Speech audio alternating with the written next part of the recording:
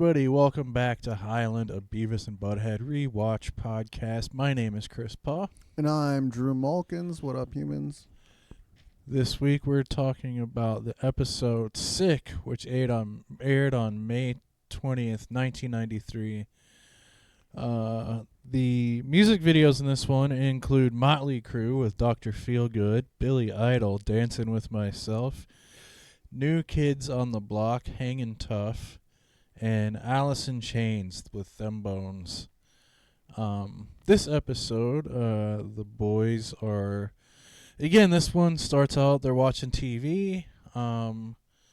They see... They didn't really seem to... I didn't catch the first... They see a commercial for I don't know. Cold remedy right away, right? Yeah, maybe there wasn't a show before that. Yeah, usually they sneak in some sort of parody thing or just some gag here, but I believe they got straight into it, unless it's something that they cut. This one's really focused on the animation of like the gross boogers. Yeah. So it was more... They're just kind of blowing snot bubbles and watching TV. Yeah, this opening is more focused on them than focused on the TV, so I don't... But they do, it is the... if there was a parody, it was probably like audio only. Yeah, I didn't catch any opening gag there. I was too grossed out by the snot bubbles. Yeah, and Beavis blows his nose in the middle of a TV guide. Right. Fans it out. So it is the commercial that leads them through the episode here, because they're sick and they see a commercial for the leading cold prescription. Yeah. And the warning signs are dizziness, lightheadedness. Basically, what they describe is feeling high. Yeah. And I'm not sure if it was a commercial for it or if it was like a 2020 thing about like how harmful this stuff is. It was just an ad. Wait, it was because it was like, did you know that these are 93% alcohol? Oh yeah. That's right.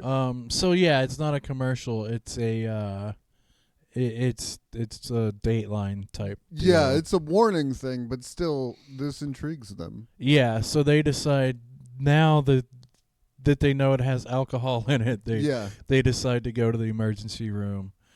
The emergency room scene is fun. It's there's just a ton of like people injured from different things in there. The guy that's in line when they walk in is has a fork stuck in his head. Yeah. He's got a very Hank Hill sounding voice. He's trying to get help, and the nurse is they push him out of the way so they can get to their turn. Yeah. The nurse is very annoyed with them. She calls their number, actually, right? She calls the guy with the fork in his head's number, and then he drops his ticket, and he doesn't notice them taking his ticket because he's got a fork in his head. They took his ticket. And they kind of push him out of the way because, again, he has a fork in his head, and it seems to be affecting his awareness of his surroundings. The number's 83. I don't know why I wrote that down. I just felt like... Yeah. It's could be a reference for something at some point. Yeah. So their thing with the nurse is they're like, we're sick, we got colds or something. We want the leading subscription cold remedy. Yeah. And they keep getting this wrong each time they say a different word. Yeah, it's subscription, inscription, conniption. Yeah, leading conniption cold remedy. They want to get messed up on, they want to do some robo-tripping. Yeah. The nurse is smoking at her station, which is very 90s. Very 1993. And complaining that she can't take her break, even though she's already smoking. Yeah. That's true. She doesn't even need to go somewhere to smoke. Yeah, she doesn't need a smoke break. She just needs a break.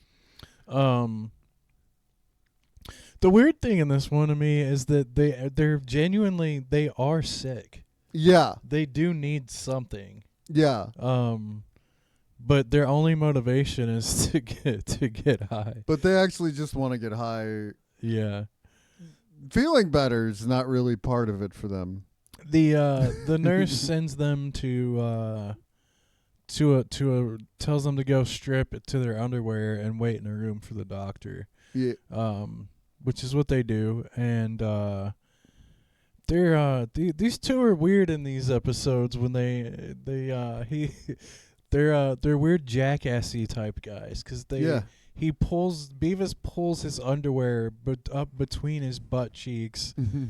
And he's like, "Look, I'm wearing a thong," and Butthead's like, "Haha, that's cool."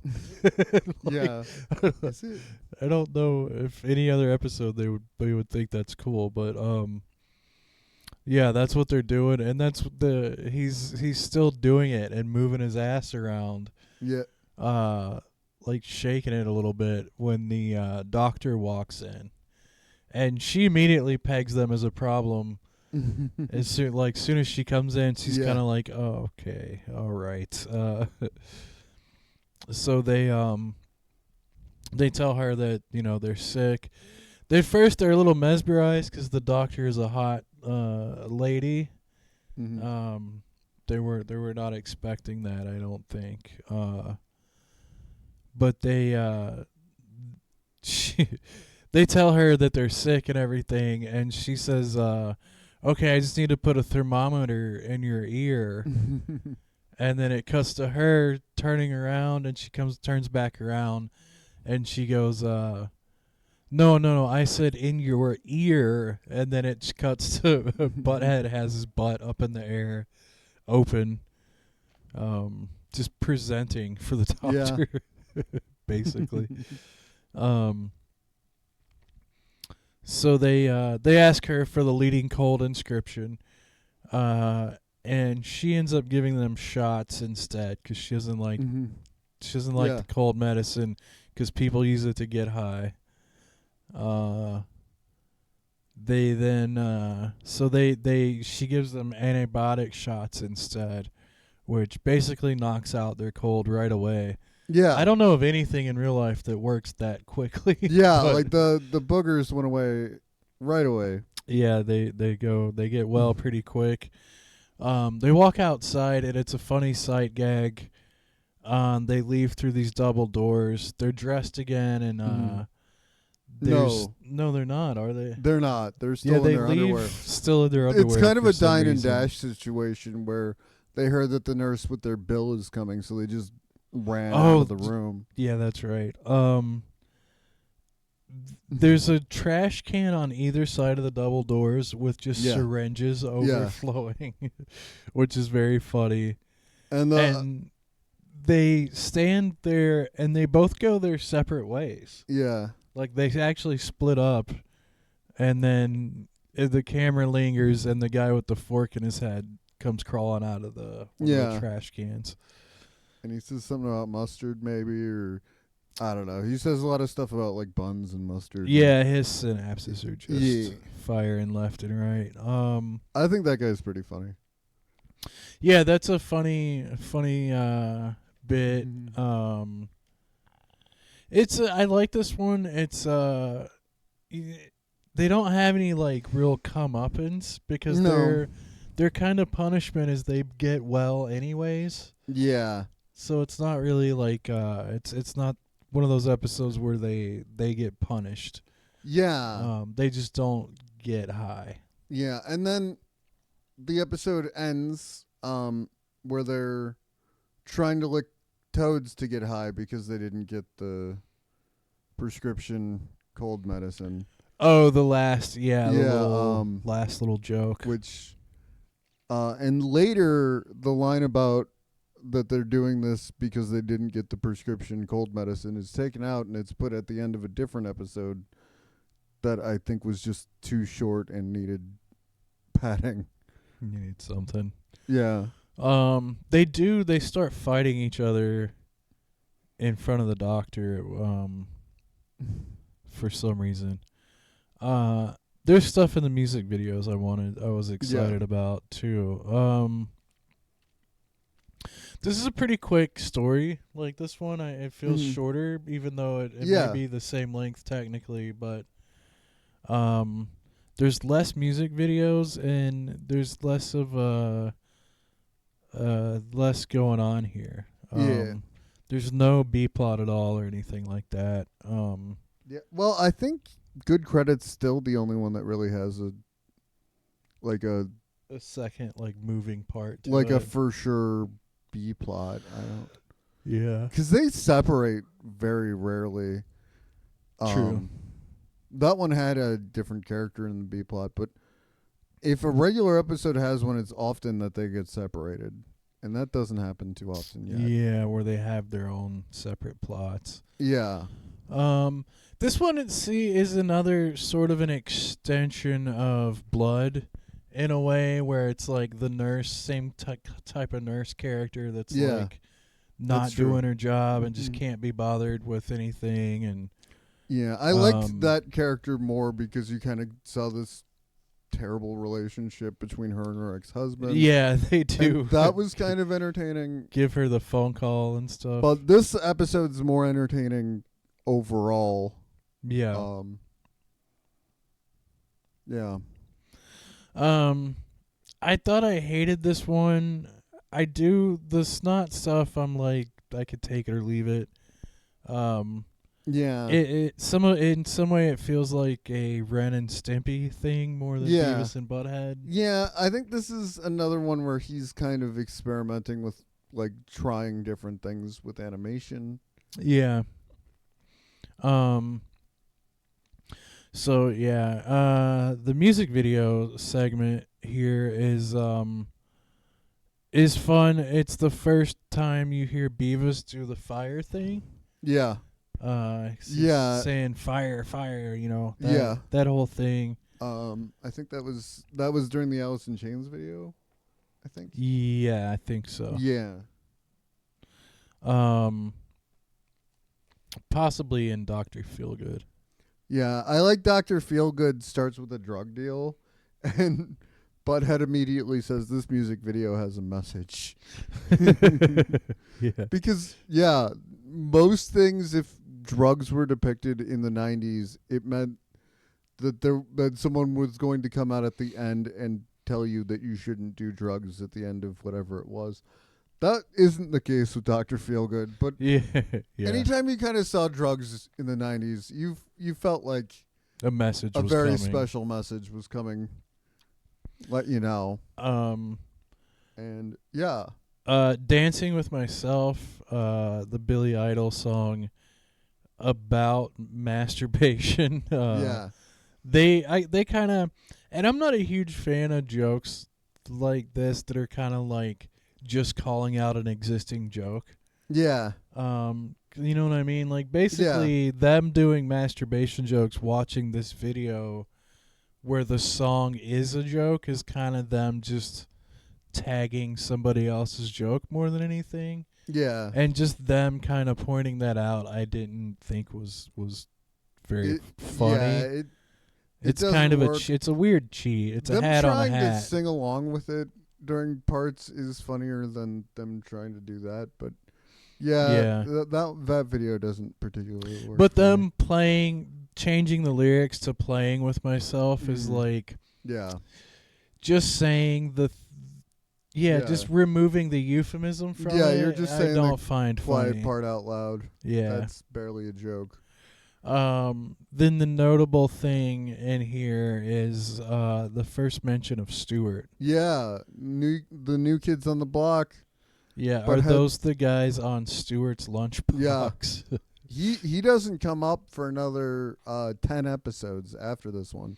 Yeah, they're already mentioning Stewart though. Yeah, but we're starting the slow burn introduction, and I'm not sure if maybe there was some intention to have like a character that just gets mentioned and you don't show him because the mentions happen a lot sooner than he actually shows up. Yeah, and it's funny how he's already building the Stewart character as a little dweeb, like, you know, the new kids on the block lunchbox. Yeah. He's already like I think that's a great character introduction, is saying like this guy has a new kids on the block lunchbox. You can kind of extrapolate the entire character out of just that sentence. That's kind of brilliant. Yeah, at the very least, what they think of that character. Yeah. Exactly. So this is before 1993 was before the internet.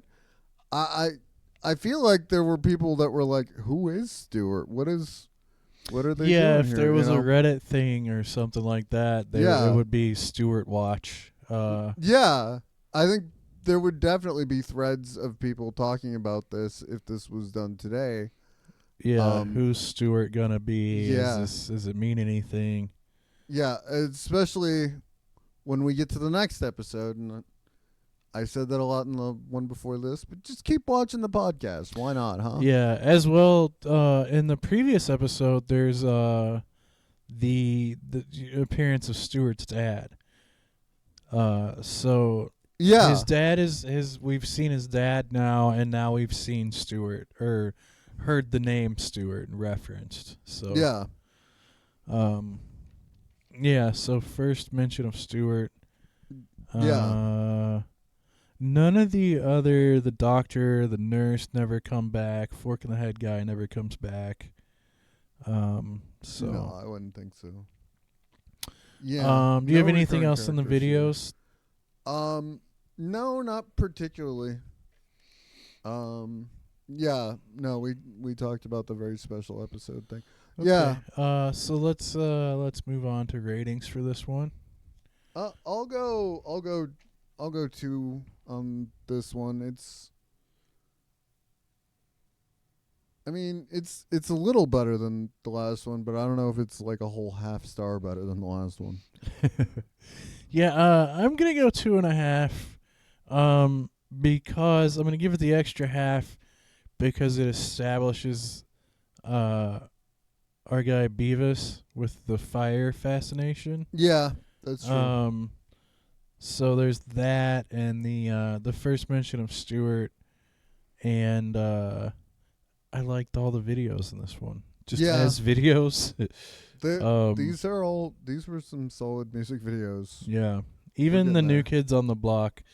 What's that scene in Watchmen when she's like, even the grimy parts look better when you get old. Yeah. Even the New Kids on the Block video was fun to see. And what a weird place to insert a character reference for the first time, though, and not even in the story of the show. Just I also this is like more of it's just the emergency room, but it's another location in Highland, and establishes kind of the look of the other people in the town when you see them all in the ER for really dumb reasons. You get more of a sense that it's like Highland is kind of a weird, like an odd place, maybe. Yeah. So, I like that element too. I think that's about it for this one too. All right, thank you. Drive through.